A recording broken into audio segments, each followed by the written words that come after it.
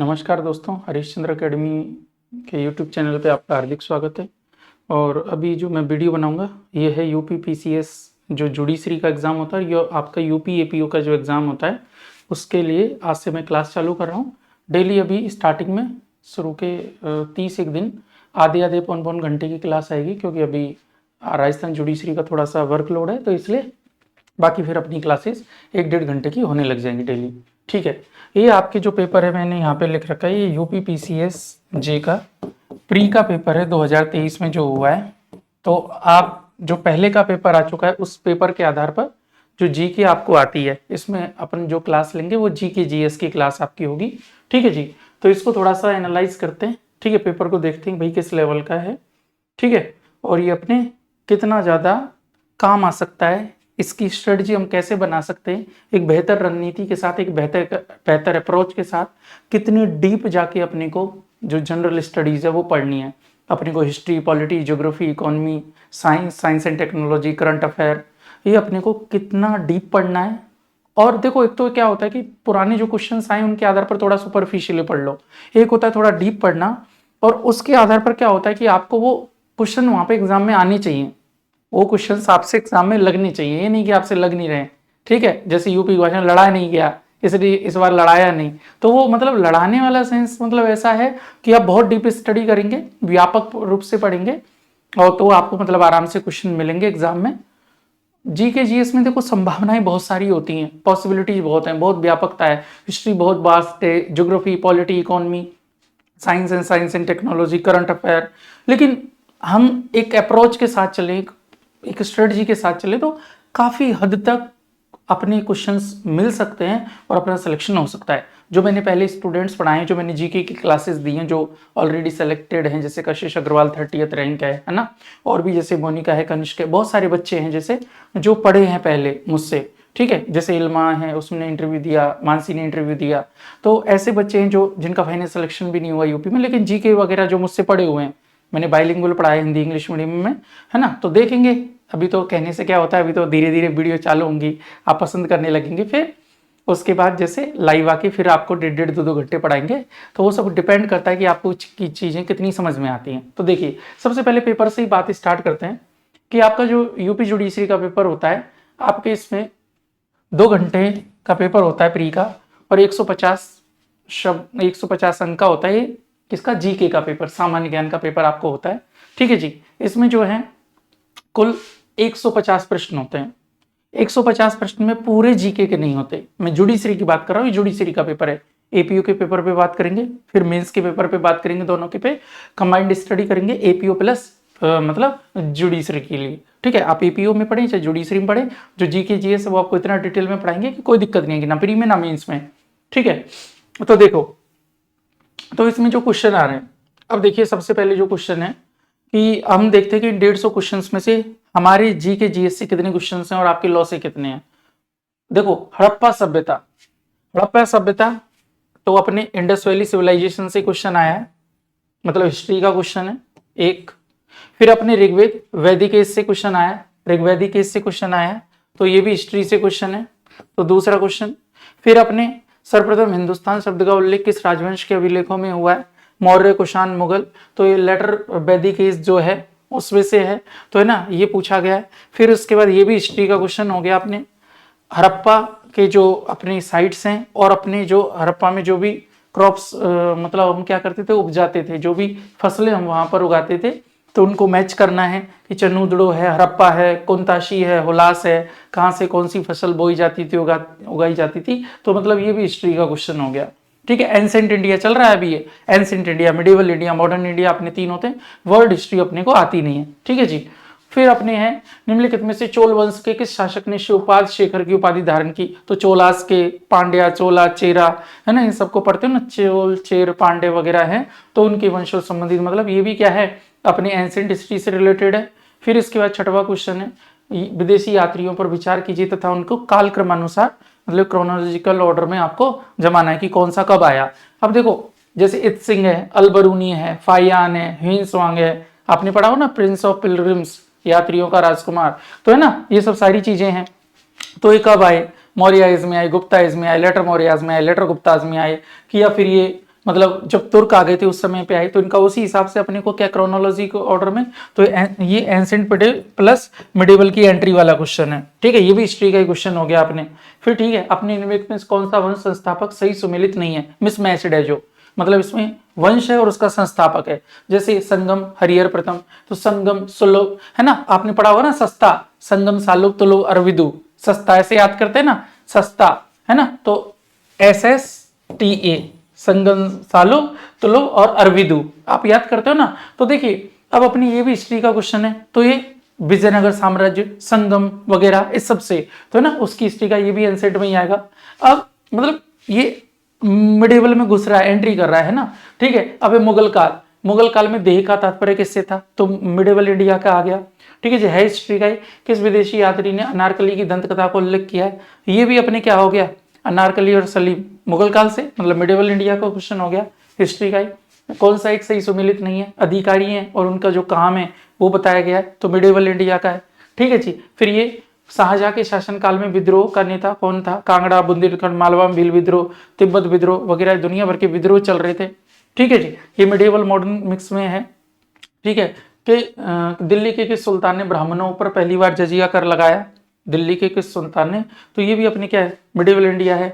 दिल्ली सल्तनत है जिसमें अपने तुगलक है ना, सैयद, लोदी है ना, गुलाम, इन सब वंशों को अपन पढ़ते हैं। ठीक है जी, तो इसमें क्या है, ये अपना मिडिवल हिस्ट्री से है। तबकात अकबरी, फिर ये मिडिवल हिस्ट्री से गिजाली, फिर ये मिडिवल हिस्ट्री से बहलुर रसमार, ये फिर मिडिवल हिस्ट्री से, फिर बुद्धिज्म की थेरी गाथा, तो ये बुद्धिज्म से। ठीक है, फिर पुराणों के संदर्भ में, तो ये भक्ति काल से संबंधित क्वेश्चन है इसमें, मॉडर्न सॉरी वो एंसेंट और मिडिवल दोनों में जो होगा, सूफिज्म वगैरह वो सारा का सारा पूछा जाएगा, जैनिज्म, बुद्धिज्म, भक्ति काल, फिर सूफिज्म, ये सारा का सारा। तो इसमें जैसे पुराणों के बारे में क्वेश्चन किए गए, जैसे भगवत गीता की बात की गई है, जैसे अब इसमें क्या है, ये स्थापत्य आ गया है ना, जैसे तुर्कों का, सल्तनत काल का, मुगल काल का स्थापत्य वगैरह, तो ये भी अभी मिडिवल इंडिया ही चल रहा है। जैसे 2.5 दिन का चोपड़ा हो गया है ना। सर्वप्रथम भारतीय राष्ट्रीय कांग्रेस के संबंध में यह किसने कहा, ये किसने कहा, यह केवल एक सूक्ष्म अल्पसंख्यक वर्ग का प्रतिनिधित्व करती है, तो मतलब ये मॉडर्न एज चालू हो गई। क्योंकि आपको पता है कि जो इंडियन नेशनल कांग्रेस है उसकी स्थापना 1885 में एलन ऑक्टेवियन इसने करवा दी थी। ठीक है, तो मतलब ये सब बात हो रही है किस, अंग्रेजों के समय, ये मॉडर्न इंडिया चालू हो गया, मॉडर्न हिस्ट्री। फ्रांसीसी ईस्ट इंडिया के संदर्भ में, तो वही मॉडर्न हिस्ट्री। ठीक है जी, और अभी क्वेश्चन नंबर कितना आ चुका है, 22। ठीक है, सूची 1 को सूची 2 के साथ सुमेलित करो। इसमें भी क्या है, ये मॉडर्न इंडिया है ना, समाचार पत्र और उनकी लैंग्वेज है। ठीक है जी, फिर अपने क्या है, द फिलोसफी ऑफ होम, ये भी मॉडर्न इंडिया से रिलेटेड, जो हमारा फ्रीडम स्ट्रगल ऑफ इंडिया है, उस फ्रीडम स्ट्रगल ऑफ इंडिया में अपने क्या हुआ, जो क्रांतिकारी गतिविधियां थी, उन क्रांतिकारियों से रिलेटेड जो क्वेश्चन है, तो मॉडर्न इंडिया में आएंगे है ना। नीचे दिए गए कथन को जब भगत सिंह पूरी तरह, तो भगत सिंह वगैरह का नाम है, तो ये मॉडर्न इंडिया में से आ गया। क्वेश्चन नंबर 25 वहां आ गया ये। ठीक है जी, अगला 1924 में संयुक्त प्रांत वर्तमान उत्तर प्रदेश के किस शहर में संपूर्ण भारत से क्रांतिकारियों की बैठक बुलाई गई। ऑब्वियस सी बात है, ये भी मॉडर्न इंडिया से रिलेटेड है। 26वें नंबर का क्वेश्चन, अवध का एक आंदोलन, ये भी अपने मॉडर्न इंडिया से। लॉर्ड माउंटबेटन, ये भी मॉडर्न इंडिया से। इंडिया अर्थात भारत राज्यों का संघ होगा, अभी अपने कहां पे आ गया, पॉलिटी। तो अपने कितने क्वेश्चन हो गए, 28। आप सोचो अपने 28 क्वेश्चन 150 में से हिस्ट्री के आए है ना, और जिसमें अपने एंसेंट, मिडिवल और मॉडर्न है ना, ये तीनों हिस्ट्री से आए, और रेशियो मिडिवल का ज्यादा है, मॉडर्न और एंसेंट का है। इस तरह से हमको रेशियो के आधार पे, देखो हमेशा गैस के आधार पर तैयारी नहीं करनी चाहिए। आपसे तो एक भी क्वेश्चन पूछा जा रहा है तो आपके लिए इंपॉर्टेंट है ना। तो एंसेंट भी पढ़ना है डिटेल में, मॉडर्न भी पढ़ना है, मिडिवल भी पढ़ना है, उसका सारा आर्ट एंड कल्चर भी पढ़ना है, लिटरेचर भी पढ़ना है ना, एडमिनिस्ट्रेशन सिस्टम भी पढ़ना है। ठीक है, दुनिया भर की चीजें अगर अपन पढ़ेंगे तो अपने कहीं जाके क्वेश्चन सही हो पाएंगे।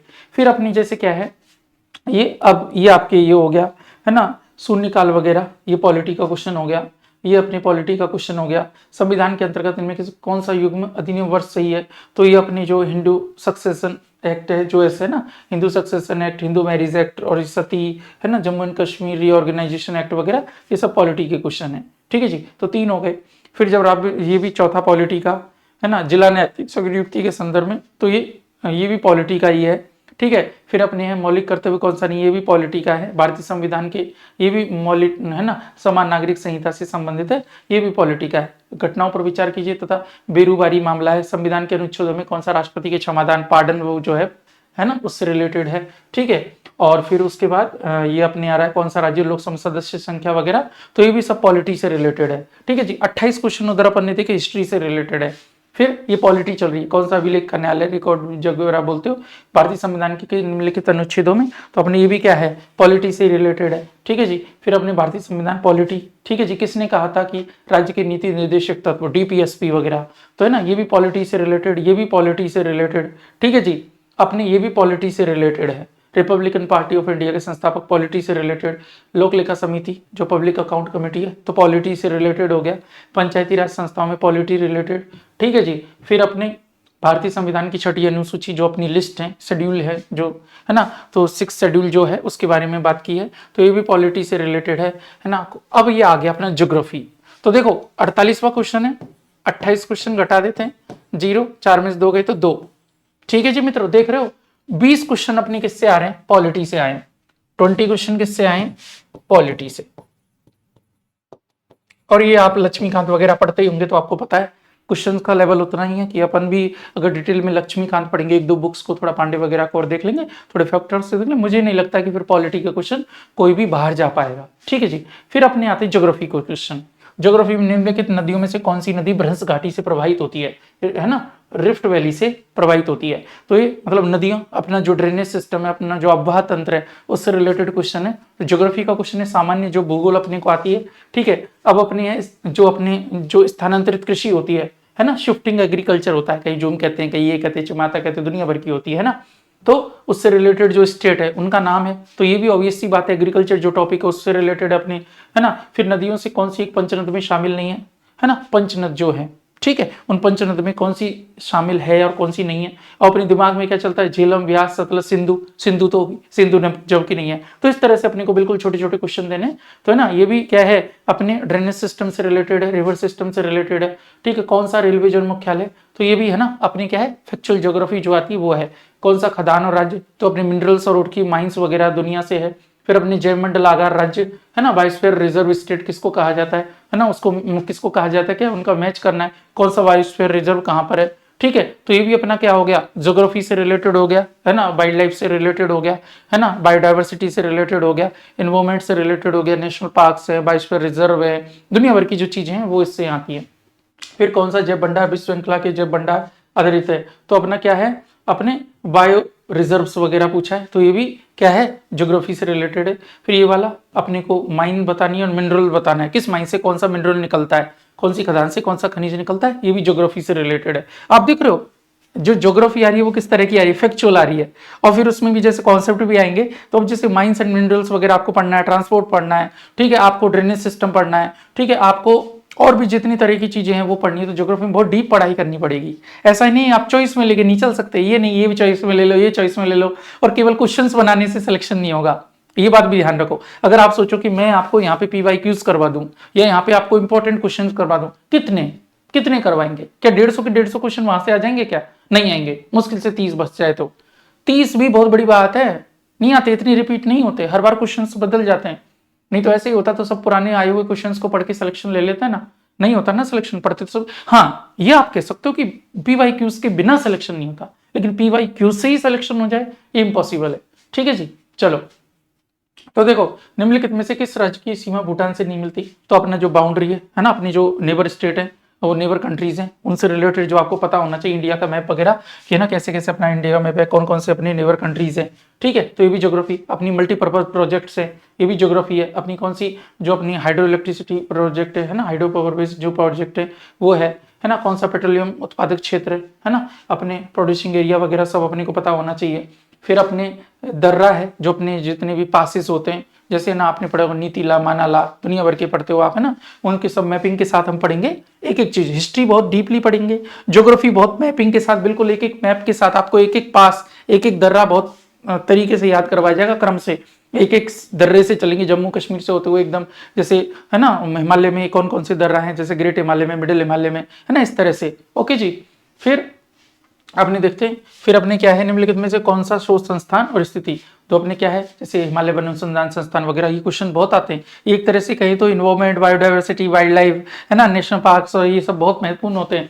फिर भारत का 14 लेन महामार्ग, मतलब आप समझ रहे हो ट्रांसपोर्ट से, है ना, इन सबसे बहुत कुछ आता है। ठीक है, भारत की कितनी राज्य तटरेखा पर स्थित है, लोकेशन वगैरह बेस्ड, है ना, माजुली द्वीप, नदी द्वीप है जैसे आप असम वगैरह इस सब की बात करते हो, है ना। ठीक है, डोडा बेटा जो अपने साउथ इंडिया की चोटी है ना, इन सब की बात करते हैं ना। फिर अपनी कौन सी झील भारत के 2 राज्यों द्वारा साझा की जाती है, तो वो रिवर्स, लेक्स, है ना, वो दुनिया भर की चीजें हैं, वो आपकी ज्योग्राफी से रिलेटेड है। ठीक है जी, कौन सा कथन सही है, प्राकृतिक गैस वर्णन संस्करण, तो अपने को क्या है, ये वही माइंस एंड मिनरल्स और इन सब में अपने, है ना, डिपोजिशन वगैरह सारा देखना है। ठीक है जी, फिर देखो अपने पीएमआई सूचकांक किस में से आता है ना, तो ये सेवा, विनिर्माण, कृषि और निर्यात ही अपने आ गया। फिर ये कह रहा है कि, है ना, सुमिलित कीजिए सूचों के नाम दिए गए, तो है ना, ये क्या संघीय मंत्रालय वगैरह, तो अब यहाँ पे क्वेश्चन बदल गया, मतलब यहाँ पे क्वेश्चन बदल गया। तो अपने को क्या करना है, अब देख रहे हैं अपन कि यहाँ पे आके क्वेश्चन नंबर क्या है 68, अपन ने उधर से क्या देखा 48 और इधर है 68, तो मतलब 0 और 4 में 6 में से 4 गए तो 2, तो मतलब 20 के आसपास क्वेश्चन अपने किस में से आ रहे हैं, ज्योग्राफी। देखो आप 28 अपने हिस्ट्री, 20 पॉलिटी, 20 ज्योग्राफी, और देख लेते हैं क्या पता ज्योग्राफी के एक आध और मिल जाए या पॉलिटी के एक आध और मिल जाए, देख लेंगे। चलो लगभग अभी तो एक जनरल आइडिया है, तो आप किसी भी सब्जेक्ट को बहुत सुपरफिशियली नहीं पढ़ सकते। ये नहीं कि आप एक को तो बहुत डीप पढ़ लिए, एक को बहुत सुपरफिशियली पढ़ लिए, ऊपर ऊपर से पढ़ाई हो गई सिलेक्शन हो जाए, इम्पॉसिबल। ठीक है, पीएमआई सूचकांक वगैरह तो देख लेते हैं, ये अपने इकोनॉमी से रिलेटेड है। सूची 1 को सूची 2 के साथ मिलाना है, तो इसमें क्या है, सारा दिया हुआ है अपने, क्या है, ये भी इकोनॉमी से रिलेटेड जो प्लानिंग्स हैं, स्कीम्स हैं, इनसे क्वेश्चंस आते हैं। ठीक है, किस समिति द्वारा भारत में गरीबी आकलन हेतु, है ना, पॉवर्टी वगैरह को मापने के लिए, है ना, ये सब किया गया। तो ठीक है, ये भी क्या है अपने इकोनॉमी से रिलेटेड क्वेश्चन है तीसरा। फिर अपने चौथा इकोनॉमी से रिलेटेड, पांचवा इकोनॉमी से रिलेटेड, फिर ये इकोनॉमी से रिलेटेड, फिर इकोनॉमी से रिलेटेड, फिर इकोनॉमी से रिलेटेड, आप देख रहे हो। फिर अपने इकोनॉमी से रिलेटेड हो गया, इसमें नंबर पीएम क्वेश्चन वगैरह। फिर नरसिंहमन समिति वगैरह, ये बैंकिंग वगैरह से रिलेटेड होती है ना, पब्लिक सेक्टर बैंक है ना, प्राइवेट बैंक्स वगैरह, और पूरा अपन बैंकिंग हिस्ट्री पढ़ेंगे। बैंकिंग हिस्ट्री पढ़ के फिर अपने पूरा आरबीआई के जो भी फंक्शंस हैं वगैरह वो सारे के सारे। ठीक है जी, फिर जो भी अपनी शेड्यूल बैंक्स हैं वो सारा, और फिर उनका जो मर्ज किया गया, एकीकरण किया गया, राष्ट्रीयकृत किए गई बैंक, सारी चीजें इसमें पढ़नी पड़ेगी जो इकोनॉमी में ना। फिर अपनी जो है पॉवर्टी का ये है ना करना है, एस्टिमेशन किसने किया, तो ये भी इकोनॉमी से रिलेटेड है। जो अपना योजना वर्ष है, प्लानिंग ईयर है 2015, उसमें नहीं किया गया, दुनिया भर की चीजें, है ना। फिर अपने प्राथमिक घाटा जो प्राइमरी डेफिसिट वगैरह है, ये जैसे फिस्कल डेफिसिट होता है, प्राइमरी डेफिसिट होता है, इन सबको सीखेंगे एक एक टर्म को, जीडीपी, जीएनपी, जीबीए वगैरह दुनिया भर की चीजें आपको सीखनी होती हैं। फिर जैसे, है ना, ये हस्तांतरण भुगतान से रिलेटेड है ना, ट्रांसफर पेमेंट से, ये भी इकोनॉमी से रिलेटेड क्वेश्चन है आपके, किस भारतीय रुपए का एक ही माह में 2 बार, तो ये भी इकोनॉमी से रिलेटेड है। ठीक है जी मित्रों, ये अपने लेफर वक्र, लॉरेंस वक्र वगैरह, दुनिया भर के फिलिप्स वक्र वगैरह अपन बनाते हैं ना चीजों को मापने के लिए। फिर अपने जैसे मुद्रास्फीति पढ़ेंगे, मुद्रास्फीति पढ़ेंगे, है ना, बहुत तरह की इस मुद्रास्फीति वगैरह, गैलोपिंग, है ना, ये वो सब, है ना, उछलती हुई कूदती हुई दुनिया भर की, मजेदार है ये, ऐसा डरना नहीं है इकोनॉमी से, बिल्कुल आपको इकोनॉमी आएगी, सरल तरीके से आएगी। ठीक है जी, और आपके यूपी में मेरे दोस्त हैं जो हरदोई में शायद कमिश्नर लगे हुए हैं, बहुत अच्छे इकोनॉमी पढ़ाते रहे, हम दिल्ली जब रहते थे साथ में, तो मतलब आपको ऐसा होगा तो 1-2 लेक्चर उनसे भी दिलवाएंगे इकोनॉमी के, बहुत शानदार तरीके से। वित्त मंत्रालय से पुरस्कृत लेखक है अश्विनी मिश्रा, भैया है मेरे बड़े ब्रदर ही मान लीजिए, है ना। तो बहुत अच्छे से अगर लगा आपको कि लेक्चर दिलवाना चाहिए, तो आपको इकोनॉमी के 10-5 लेक्चर, बिल्कुल बेसिक इकोनॉमी के लेक्चर्स वो शानदार तरीके से यूपीएससी आईएएस वाले बच्चों को पढ़ाकर उन्होंने खूब मतलब नाम कमाया, खूब बच्चे उनके आज नौकरी कर रहे हैं, आईएएस, आईपीएस, आईआरएस, आईएफएस की पोस्ट पे। ठीक है जी, तो उनसे भी थोड़ी आपको हेल्प दिलवाएंगे। ठीक है जी। फिर निम्नलिखित में से कौन सा बैंक का नाम मुख्यालय सुमेलित नहीं है, तो ये भी इकोनॉमी से रिलेटेड हो गया। फिर इकोनॉमी से रिलेटेड ये हो गया सांख्यिकी दिवस वगैरह। फिर ये भी फाइनेंस कमीशन जो है उसकी जो रिकमेंडेशंस हैं, तो ये भी इकोनॉमी से रिलेटेड हो गया। फिर अपना जो उद्योग है, सेवा क्षेत्र है ना, ये भी इकोनॉमी से रिलेटेड हो गया। फिर ये यूपी की इकोनॉमी से रिलेटेड हो गया, उत्तर प्रदेश सरकार के बजट में। ठीक है जी। फिर वैश्विक हंगर जो इंडेक्स है, तो ये भी क्या है, इकोनॉमी से रिलेटेड हो गया अपने। ठीक है जी, आप देख रहे हो। फिर अपने यहाँ के से राष्ट्र अमृत सरोवर, ये भी इकोनॉमी से रिलेटेड है, ये भी इकोनॉमी से रिलेटेड है। ठीक है जी। या फिर आप इनको अगर इकोनॉमी से रिलेटेड नहीं करना चाहेंगे, तो ये सारे के सारे अपन क्या कर सकते हैं, अभी इकोनॉमी को जाए करंट ओरिएंटेड क्वेश्चन आने लग गए, तो अपन यहाँ तक के क्वेश्चनों को, यहाँ तक के 90 के क्वेश्चनों को, तो अब आप देख रहे हो अपन वहां से पहुंचे। ठीक है, अब देख लो 68 तक पहुंच गए थे, अब ये 90 और इसमें 68 कर लो तो 2।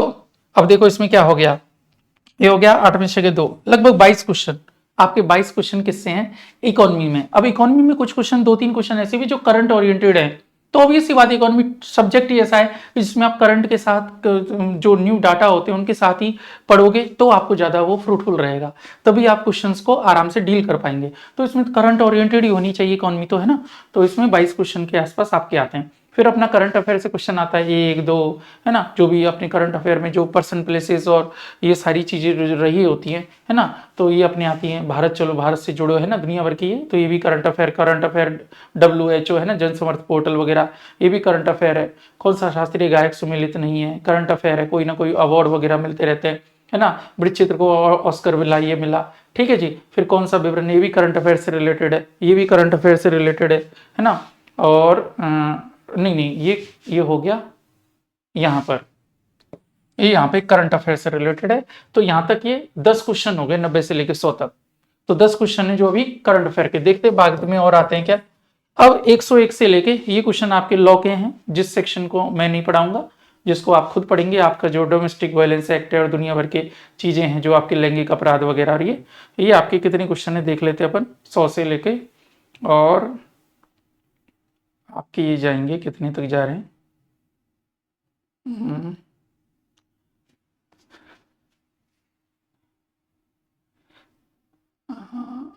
ठीक है, अब यहाँ पे आ जाएगा 100 से लेके 120, तो मतलब 20 क्वेश्चन है जो आपके लॉ से रिलेटेड है। मतलब 150 में से 20 क्वेश्चन आप लॉ के हटा दो तो 130 क्वेश्चन आपके GK GS से है, मतलब जनरल स्टडीज से है ना। GK मत कहो, जनरल स्टडीज अपन कहेंगे, ठीक है। तो अब देखो, अब अपने ये क्या आ गया, इनमें से ये क्या बोल रहा है, ये कहाँ पे, ये आ गया कि निम्नलिखित में कौन सा अंतरराष्ट्रीय संगठन और स्थान से सम्मिलित नहीं है। तो ये जो इंटरनेशनल ऑर्गेनाइजेशंस होते हैं वो आपकी यूपी में पूछे जाते हैं, एपीओ में भी पूछे जाते हैं, मीन्स में भी इनसे रिलेटेड क्वेश्चन होते हैं। तो अपने ये हो गया है, करंट का ही मान लो आप, ठीक है जी। फिर अपने क्या है, ये साइंस एंड टेक्नोलॉजी का है ना, जिसमें आपको जियो सिंक्रोनस जो है आपका ऑर्बिट है, सन सिंक्रोनस ऑर्बिट है, पार्किंग ऑर्बिट है, पोलर अर्थ ऑर्बिट है, इन सब के बारे में बात की गई, उनकी ना दूरी वगैरह पूछी गई है ना, इक्वेटर से डिस्टेंस वगैरह सब पूछा हुआ है। तो आपकी साइंस एंड टेक्नोलॉजी से रिलेटेड है। अंतर्राष्ट्रीय न्यायालय के वर्तमान उपाध्यक्ष, तो मतलब ये करंट है, ठीक है। फिर अपने प्रक्षेपित किया गया है ना, लॉन्च किया गया कौन सा, स्वदेश विकसित रिमोट सेंसिंग उपग्रह जो अपना होता है, तो है ना, ये सब क्या है, साइंस एंड टेक्नोलॉजी है। ये साइंस एंड टेक्नोलॉजी है। सैन्य अभ्यास और अपनी जो एक्सरसाइज होती रहती है किन किन कंट्रीज के बीच में होती है, डस्टलेन है, स्टर विजय खंजर है, लिमित ये है ना, दुनिया भर की चलती रहती है। चंद्रयान सेकंड, ये भी साइंस एंड टेक्नोलॉजी से। फिर INRSS, ये भी साइंस एंड टेक्नोलॉजी से रिलेटेड है। कोविड-19 भी साइंस एंड टेक्नोलॉजी। उपग्रह संचार साइंस एंड टेक्नोलॉजी। मोबाइल संचार साइंस एंड टेक्नोलॉजी, ये भी साइंस एंड टेक्नोलॉजी से रिलेटेड है। देख लो आप, सारे के सारे ये सब साइंस एंड टेक्नोलॉजी से रिलेटेड है। फिर अपने आ रहा है क्या, उन संयंत्रों के नाम के रिएक्टर्स वगैरह। Geography science and technology mix है। मॉडेम क्या है, कंप्यूटर वही, होलोग्राम क्या है, ठोस अवस्था की युक्ति नहीं है। आधुनिक टीवी स्क्रीन, पृथ्वी की सतह से ऊपर उपग्रह की ऊंचाई बढ़ने पर कक्षा को पूरा। साइंस एंड टेक्नोलॉजी आपको याद रखना है। विद्युत की स्त्री, है ना, ये सब साइंस है। वातावरण की अवधारणा, सूचीबन, ये आपको बताएगा, है ना, दुनिया भर की, है ना। फिर अपनी बायोलॉजी वगैरह से क्वेश्चन वगैरह साइंस से ही है, ठीक है। बोजिस वगैरह ये क्या साइंस से ही है ना। अंतर्राष्ट्रीय संगठन कोविड-19 वैक्सीन, ये भी साइंस एंड टेक्नोलॉजी का है। ये भी साइंस एंड टेक्नोलॉजी का, ये भी साइंस एंड टेक्नोलॉजी। तो आप देख रहे हो साइंस एंड टेक्नोलॉजी, तो मतलब 30 क्वेश्चन आपके क्या है, साइंस एंड टेक्नोलॉजी प्लस वो current oriented science and technology भी है। बेसिक है बहुत कम, करंट ओरिएंटेड ज्यादा है प्री में। ये है आपका यूपीपीसीएस जुडिशरी का, यूपीजेएस का प्री का पेपर जो 2023 में हुआ है।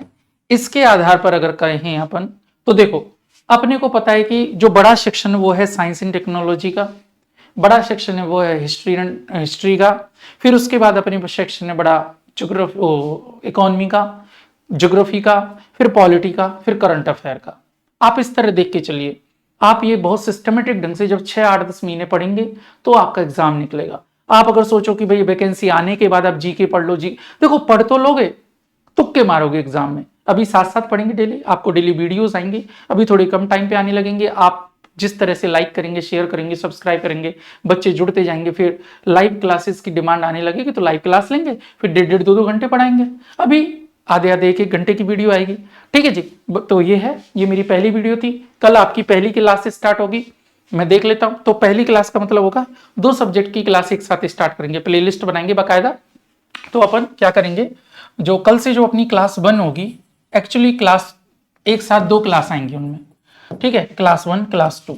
तो अभी तो मैं क्या है सिर्फ एक क्लास, वैसे थोड़ी थोड़ी दोनों ही पढ़ाएंगे, क्लास 1 जिसमें आपको हिस्ट्री पढ़ाएंगे या तो, और क्लास 2 जिसमें आपको ज्योग्राफी या इकोनॉमी में से कोई लेंगे, या तो ज्योग्राफी या इकोनॉमी, ठीक है जी। तो इस तरह से चलेंगे हर संडे को, या फिर वीकेंड्स पे क्या करेंगे करंट अफेयर का। तो मतलब जो पिछले करंट अफेयर्स हैं उनको करते जाएंगे, मैं थोड़ा डिटेल में पढ़ाऊंगा, तो उनमें क्वेश्चंस नहीं करवाऊंगा, है ना, पहले पढ़ेंगे। पर जैसे मान लो कि एंसेंट इंडिया पूरा हो गया, जैसे ऋग्वैदिक काल हो गया, जैसे वैदिक केज हो गया, लेटर वैदिक हो गया, मौर्य हो गया, लेटर मौर्य हो गया, गुप्ता हो गया, लेटर गुप्ता हो गया, तो जैसे एक एक एक एक पोर्शन होता जाएगा, उसके पीवाईक्यूज करते जाएंगे, ठीक है। जैसे जैसे पोर्शन, ये नहीं कि मैं पीवाईक्यूज करा के आपका टाइम वेस्ट करूंगा, मैं पीवाईक्यूज नहीं कराऊंगा, मैं मॉडल क्वेश्चन नहीं कराऊंगा। पहले पहले अपन क्या करेंगे, पहले टॉपिक पढ़ेंगे, प्रॉपर वे में पढ़ेंगे, उसके तह तक जाएंगे, जितने से हमारा क्वेश्चन किसी भी तरह का दे दे वो सही हो जाए, फिर हम उसके पीवाईक्यूज कर लेंगे, मॉडल क्वेश्चन कर लेंगे। मैं पीवाईक्यूज भी सीधा पीडीएफ लगाऊंगा, वही करूंगा, तो टाइप्ड की आशा मत करना कि बहुत सिस्टमेटिक ढंग से पीपीटी वगैरह बना के नहीं लाऊंगा। जैसे ये है इसी तरह करेंगे, पुराने पेपर्स को डाउनलोड करेंगे, उनके क्वेश्चंस को लगाएंगे, ठीक है। और बाइक पीवाईक्यूज की कुछ बुक्स आती है उनको लेंगे, उनका या तो टाइप करवा लेंगे, देख लेंगे, देखते हैं क्या होता है। तो ये आपकी पहली क्लास कल से स्टार्ट होगी, जिसमें आपको आधे घंटे का लेक्चर ज्योग्राफी का या इकोनॉमी का, या आधे घंटे का लेक्चर हिस्ट्री का मिलेगा। डेली 2-2 सब्जेक्ट की क्लास चलेगी, तभी आपका सिलेबस भी पूरा होगा। फिर प्री के साथ मेंस भी अपने को पढ़ना है, अप्रोच भी डेवलप करनी है, फिर पेपर और धीरे धीरे डिस्कस करेंगे, है ना। कल एक 20-1 मिनट की वीडियो और इस चीज पे बना देंगे, जो एपीओ का प्री पेपर जो आता है, प्री का ना, एपीओ का प्री, तो प्री मेंस अप्रोच साथ लेके चलेंगे, फिर मेंस का पेपर 1-2 दिन बाद डिस्कस कर लेंगे, फिर दोनों की अप्रोच आपको समझ में आने लग जाएगी। मैं दोनों का आंसर राइटिंग स्किल वगैरह आपको साथ साथ डिस्कस करने लगेंगे, पर पूरा पढ़ने के साथ। ये नहीं कि सिर्फ आंसर राइटिंग कर रहे हैं, सिर्फ क्वेश्चंस के आंसर लगा रहे हैं। ये इस तरह की हैबिट है कि जिसमें आप आओगे तो फिर आप क्वेश्चंस तो कर रहे हो, आपको लग रहा है वाह वाह, तो टाइम वेस्ट हो रहा है वो ना। तो पहले पढ़ें फिर क्वेश्चन करें, फिर पहले पढ़ें फिर क्वेश्चन करें। तो इसी के साथ आज ये क्लास इतनी, बाकी अपन कल पढ़ेंगे। धन्यवाद।